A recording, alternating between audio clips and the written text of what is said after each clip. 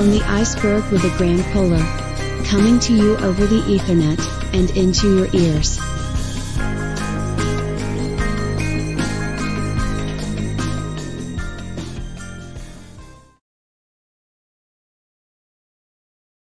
Just can you tell me about Angel Nation, how it started, and then also your involvement with Leaves Eyes? How does that all gel together? Yeah, well, that's a long story, but if I try and make it a bit shorter one, I moved to London in 2008, and as I was studying there, and then I ended up starting the band. So Angel Nation, it was back then Enkeli Nation. And, you know, wanted to write music for my voice, and it went into this a little bit more heavy, but it was slightly different. All the albums are actually slightly different to each other. So it started a bit more synth based, and then it kind of got heavier. And I think this is our heaviest album so far. And then we were gigging in London, everywhere, England also, and happened to be playing at the same festival with Leaves Eyes in 2015, and we were also supporting them in London gig.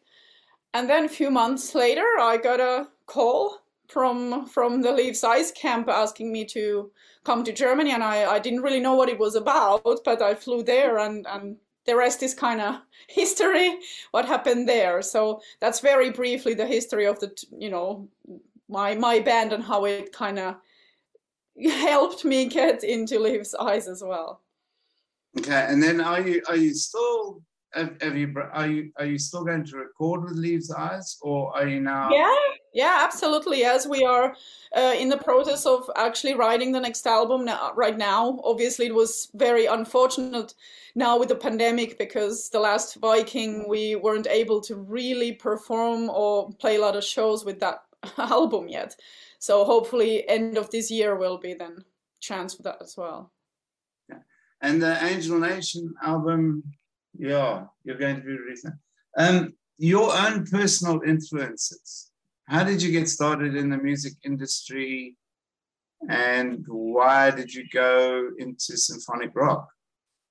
Yeah, well, I mean, I have a classical degree, so I studied a degree in Finland, in Helsinki, and then moved to London, was studying all kinds of other styles there, and it was just kind of, I don't know how to, you know, it's not any one moment or two moments, it's just kind of how it went. I got into the metal scene, I met some people who introduced me also into this, you know, metal scene in London, and I got into it in every way, let's say. So I also started to write this music. I always felt a bit like, okay, with my voice, I didn't want to do the classical completely, but I didn't feel like my voice would suit rock and metal. So for me, it was like, oh, how can I do this?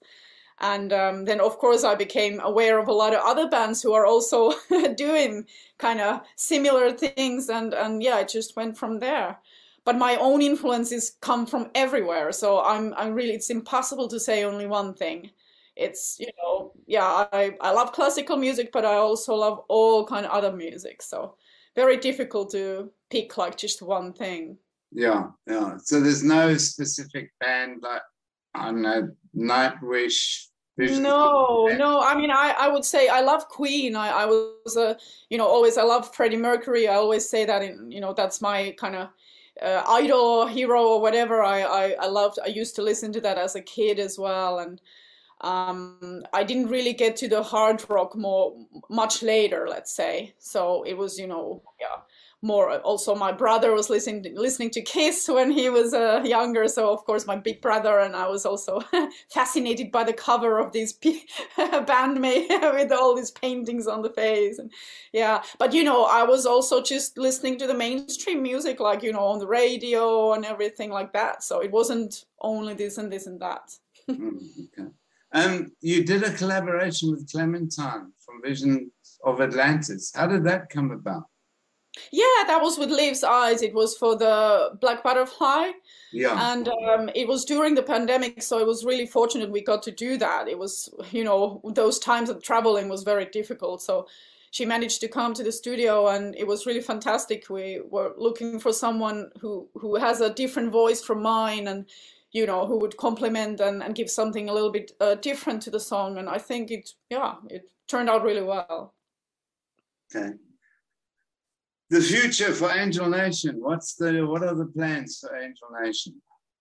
Yeah, well, I mean, 1 week now the album is out finally. It's been an amazing journey, and of course a lot of work and anticipation and all the videos. We had 2 music videos coming out, 1 official audio, and now it's all out, and you know, all the reviews and everything's coming now. And we have a show in London 13th of May, so we're really looking forward to that one. It will be like a little release show, let's say. And then we would just have to see how it works out with other shows, because again, because of the COVID, it's a little bit difficult to book and plan for things. But we really hope that we could organize also something in Europe later on. One thing I like to do is something called My Favorite 10. Okay. All right. 10 simple questions. Simple answers. You don't have to give your reasons why or anything, just the first thing that comes into your mind. But okay. It's quite fun. It's fun and it's easy to put onto social media, and we learn a lot about you in a minute, or hopefully in less than a minute. Okay, let's see. Let's see. Pressure is on. Are you ready? Yes, okay. Okay. First one.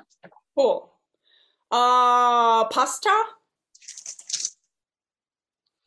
Oh, this is difficult. Oh, I have to say probably London. Oh, God. Well, I have to say Queen now. Black, obviously. This is also difficult. I really like Shawshank Redemption. Let's say that one. Oh, High on You, maybe. Survivor. Oh, that's a difficult one. I love all animals, but horse or dog? Let's say dog. Favorite actor? Also many of them. Who would I pick for different reasons? Okay, well, let's say Al Pacino. Shall I say vodka or shall I say water? Oh, okay. I'm a Finnish woman, so I have to say vodka. Oh my God. I have to say that nowadays I feel like radio station, of course. But yeah, it's just difficult to say any favorite, because I don't listen to radio much. But of course it's your radio station. It has to be. I made you sweat there. With a trick question. It's a trick question. Yeah, but believe it or not, I've had people actually not say it. That's amazing. I just wanted to keep you sweating a little bit. Yeah, but I've got the power of edit, so I can just. Yeah, of course. Suddenly, yeah, true. Okay, brilliant. I know this.